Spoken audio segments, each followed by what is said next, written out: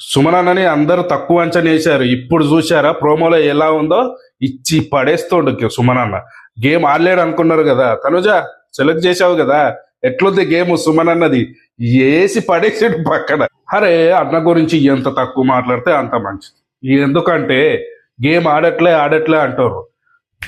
ఆ చూపించి వాడేస్తుండు, step by step కాదు, డబుల్ త్రిబుల్ చూపిస్తాడు గేమ్ మాత్రం.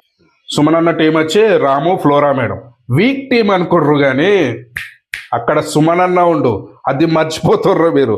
ఎలా ఉంది చివరికి సుమనన్న గెలిచేసి తనుజ టీంలో నుంచి రీతుని పీకి పడేశాడు. ఎలా ఉంది తనుజ స్ట్రాంగ్ టీము.